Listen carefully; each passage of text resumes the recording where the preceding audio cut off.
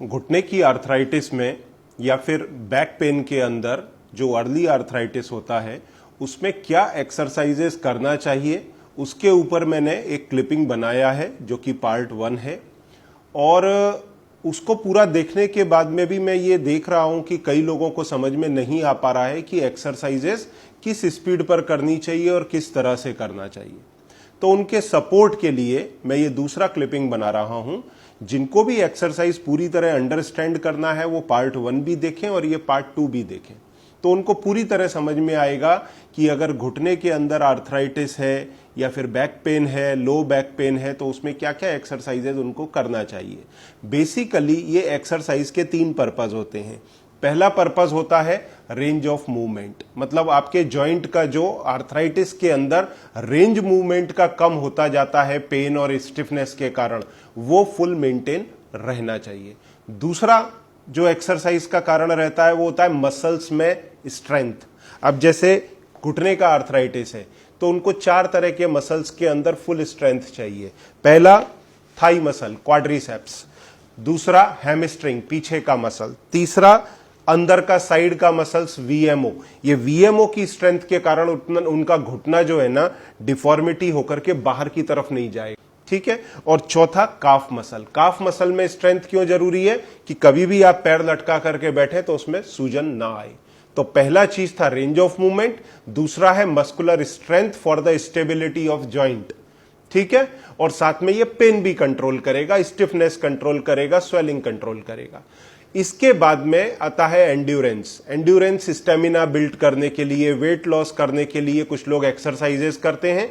Arthritis में मैंने अक्सर ये देखा है कि डॉक्टर सजेस्ट कर देते हैं 2 किलोमीटर 5 किलोमीटर आप वॉक करो, तो वॉक करने के चक्कर में मैदान में निकल जाते हैं चक्कर लगाने सुबह सुबह और लंगड़ाते हुए बेचारे चलते रहते हैं और जो रही सही कार्टिलेज होती है उसको भी खत्म करके ले आते हैं। तो वो कायदे से गलत है। उनको एंड्योरेंस और स्टेमिना बिल्ड करने के लिए क्या करना चाहिए, उनको एयर बाइक चलानी चाहिए। एयर बाइक मतलब मैं साइकिलिंग की बात कर रहा हूं, और ये साइकिलिंग वो वाली साइकिलिंग नहीं है जो अक्सर आप लोग जिम में या घरों में देखते हैं। ये वो साइकिल है जो हाथ से चलती है। इसमें आप जो पैडल है वो हाथ से चला सकते हैं। तो क्या होगा, जो लोड पैरों पे पूरा पड़ता है ना वो 50% आपके हाथों पर शेयर हो गया। तो हाथ और पैरों के दोनों के कॉम्बिनेशन से जब ये एयर बाइक चलेगी तो आपके घुटने के ऊपर ज्यादा प्रेशर नहीं आएगा और आप संधिवात को बढ़ने से रोक पाएंगे, पूरे मूवमेंट मेंटेन कर पाएंगे, हाँ, और साथ में मसल्स में स्ट्रेंथ भी ला पाएंगे, एंड्योरेंस और स्टेमिना भी बिल्ड कर पाएंगे। मतलब तीनों काम उस साइकिलिंग के अंदर हो जाएगा, जिसको एयर बाइक कहते हैं। हाथों से पैडल चलते हैं जिसके अंदर, तो 50-50% लोड उसके अंदर शेयर हो जाता है, बॉडी की फुल एक्टिविटी होती है, एंड दैट इज बेस्ट। और इसके अंदर आप वेरस वेल्गस डिफॉर्मिटी जिन लोगों को है, मतलब जिनके घुटने टकराते हैं या घुटने फैल गए हैं, बाहर चले गए हैं, वो उस डिफॉर्मिटी को भी साथ में करेक्ट कर सकते हैं। तो मैं इसी क्लिपिंग के अंदर वो भी आपको बताऊंगा कि किस तरह से वो डिफॉर्मिटी करेक्ट होती है। तो अभी हम शुरू करेंगे एक्सरसाइजेस के लिए। 4 तरह की एक्सरसाइजेस मैं इसमें बता रहा हूं और 5वीं लो बैक पेन के लिए है। ये पांचों एक्सरसाइज फंक्शनली आपको किस तरह करनी है, अगर इसका प्रोसीजर समझना है तो मेरी आप लास्ट क्लिपिंग सुने, पार्ट 1। और अगर आपको ये जानना है कि एक्चुअल में आपको किस स्पीड पे और किस तरह से करना है, तो इस क्लिपिंग के अंदर आप समझें कि आपको किस स्पीड पे और किस तरह से ये एक्सरसाइजेस करनी है। आइए देखते हैं। देखिए, ये फर्स्ट एक्सरसाइज है। इसके अंदर थाई के ऊपर, थाई की मसल्स जो है क्वाड्रिसेप्स, उसमें ये स्ट्रेंथ लाता है। इसमें हम लोग क्या क्या करेंगे, एक तो 1 kg के एंकल वेट टांगेंगे। ये देखिए नीचे टंगे हुए हैं एंकल वेट।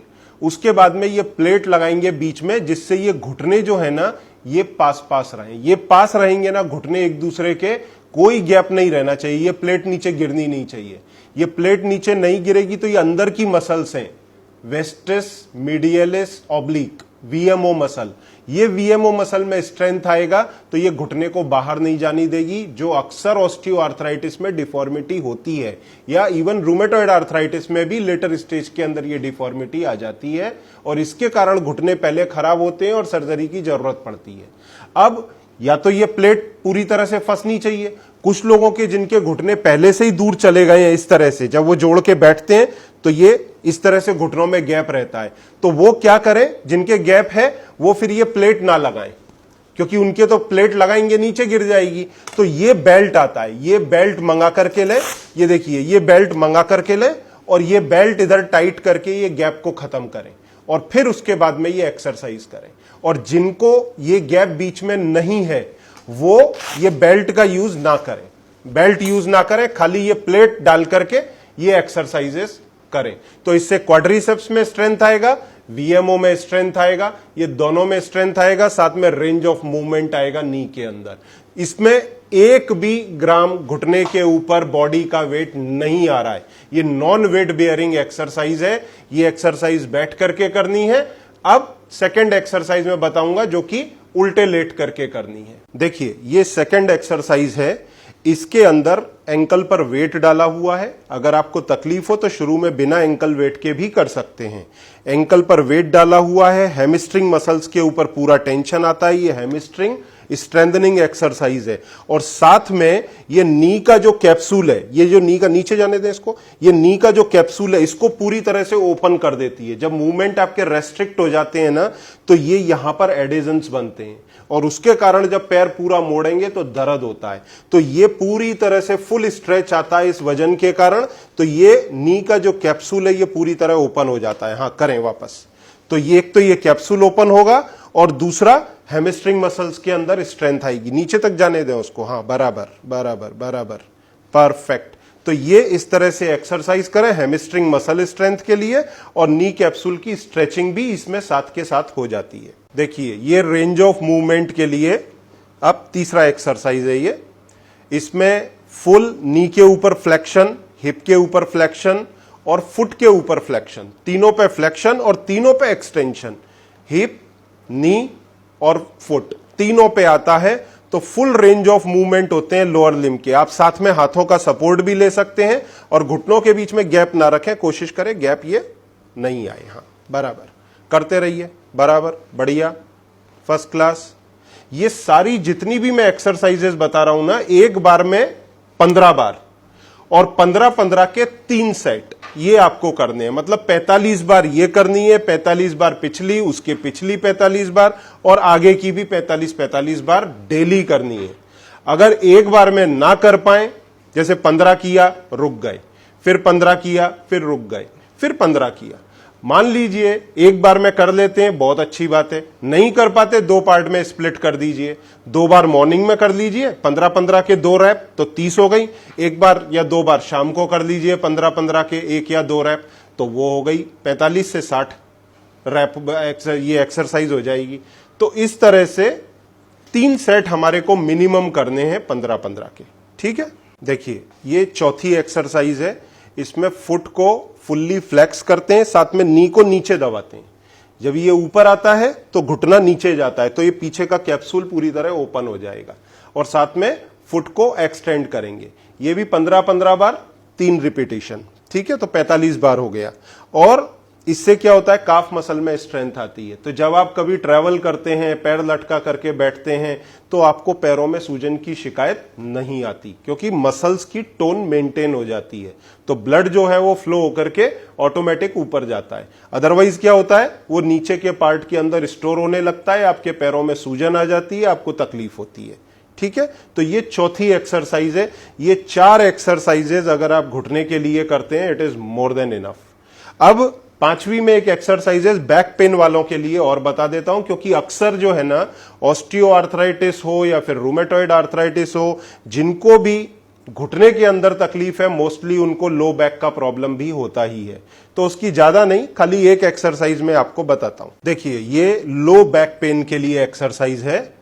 इसमें अपने को छाती के हिस्से को ऊपर उठाना है, 5 सेकंड होल्ड करना है, फिर नीचे जाना है। करो फटाफट करो।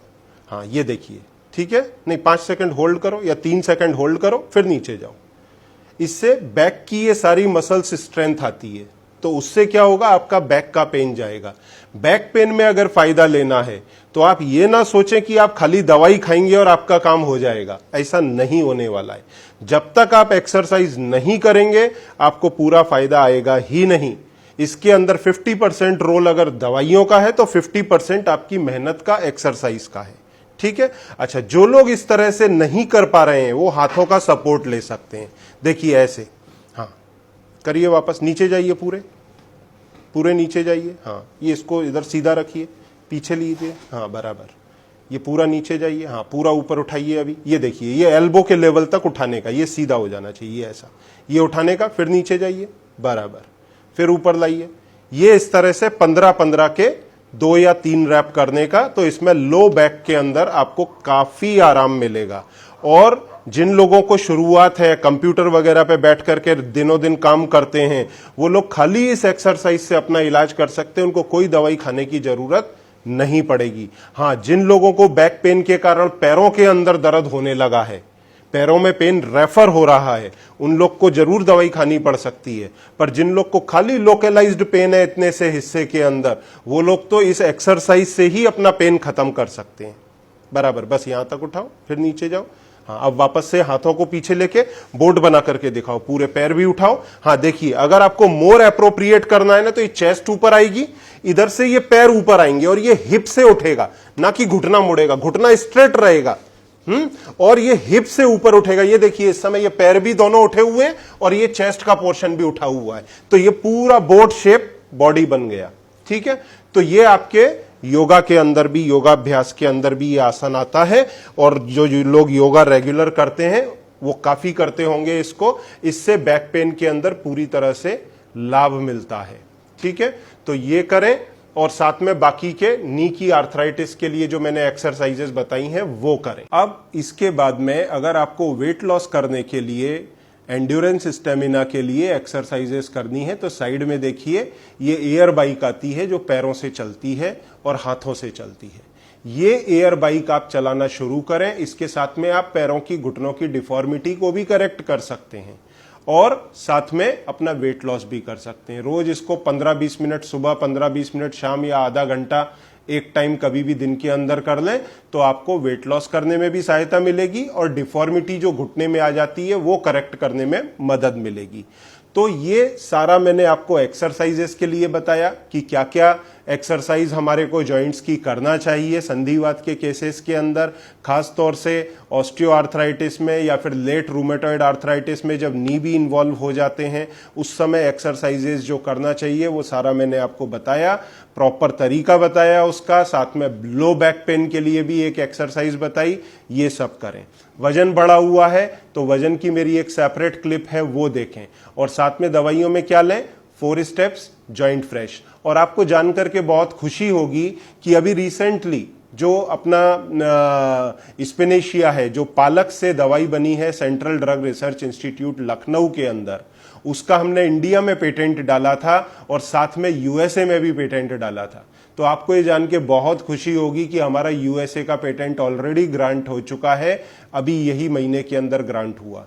तो ये काफी अच्छा सब्जेक्ट है आपके लिए भी, हमारे लिए भी, और इससे मरीजों को काफी लाभ मिलेगा इस मेडिसिन से, जो हमने जॉइंट फ्रेश के अंदर एक इंग्रेडिएंट के रूप में डाला हुआ है। और साथ में इसका जो टैबलेट वर्जन है उसमें बाकी के इंग्रेडिएंट हैं, जैसे रोज हिप एक्सट्रैक्ट है, करक्यूमिन है और साथ में विटामिन सी है। वहीं अगर सैशे लेते हैं, पाउडर फॉर्म लेते हैं, तो उसमें 2 इंग्रेडिएंट और ऐड किए हैं, ग्लूकोजामिन सल्फेट और कोलेजन पेप्टाइड। ये इंग्रेडिएंट ऐड किए हैं स्पिनेशिया ओलेरेसिया पालक के एक्टिव इंग्रेडिएंट्स जो हैं टेरोस्पर्मिन सी और बाकी के 3 एक्टिव इंग्रेडिएंट्स के साथ में।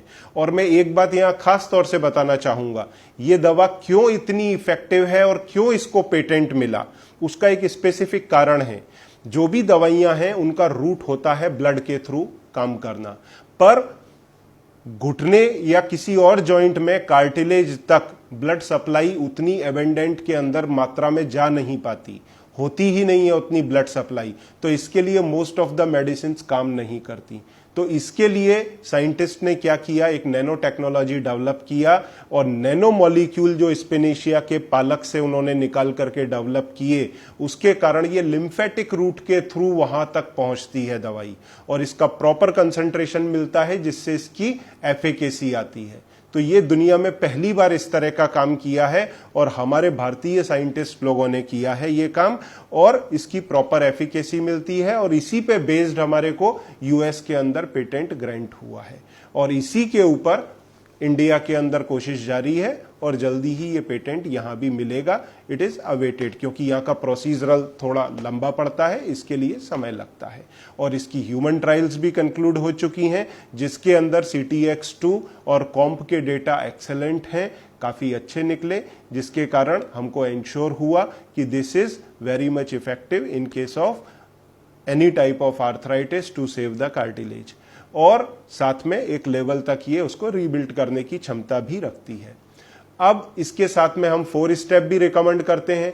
4 स्टेप जो है वो दर्द और सूजन को कम करता है। सबसे पहले ये सूजन को कम करेगा, सूजन कम होगा तो दर्द ऑटोमेटिकली कम होगा, और ये दोनों ही चीजें पूरी तरह से सेफ हैं, न्यूट्रिशनल सप्लीमेंट कैटेगरी के अंदर हैं, आराम से आप ले सकते हैं, लंबे समय तक आप ले सकते हैं। और इसके साथ में आपको एक्सरसाइज और वेट कंट्रोल, ये 2 चीजें आपको जरूर करनी है। जनरल प्रोटोकॉल फॉलो करना है, जैसे आर्थराइटिस के अंदर आपको प्रोटोकॉल क्या फॉलो करने हैं, ज्यादा वॉक ना करें, ज्यादा सीढ़ी ना चढ़ें, प्रिकॉशंस लें, देसी टॉयलेट यूज ना करें, कमोड सिस्टम यूज करें, वगैरह वगैरह। और उसके साथ में ये 2 दवाई और बाकी के 5 प्रिकॉशंस लें तो आपको संधिवात में या फिर रूमेटॉइड के अंदर घुटनों की सर्जरी की जरूरत लाइफ टाइम नहीं पड़ेगी। ये बात आप ध्यान रखें, लाइफ टाइम नहीं पड़ेगी। और एक चीज और आपको समझने की है कि कोई भी प्रकार की आर्थराइटिस हो, जैसे osteo arthritis, rheumatoid arthritis, ankylosing spondylitis, जो मेन आर्थराइटिस है, जो 90-95% पेशेंट्स को होती हैं, जॉइंट्स पेन के पेशेंट को, वो लोग इस चीज को समझें कि ये संधिवात या कोई भी तरह का आर्थराइटिस ये लाइफ टाइम का इशू है। इसमें ऐसा नहीं होने वाला है कि आपने 15 दिन, 20 दिन, 1 महीना, 6 महीना लिया और आप पूरी तरह से क्योर हो गए। इसमें आप कंट्रोल होंगे, आपको लंबे समय दवाई लेना पड़ेगा, उसको समझें, प्रिकॉशंस लें, जिससे आपकी लाइफ फुल टाइम मोबाइल रहे। और अधिक जानकारी के लिए आप नीचे दिए गए बटन के ऊपर प्रेस कर सकते हैं, मेरे असिस्टेंट आपको हेल्प करेंगे। जरूरत हो तो आप मेरे से भी कांटेक्ट कर सकते हैं। Thank you.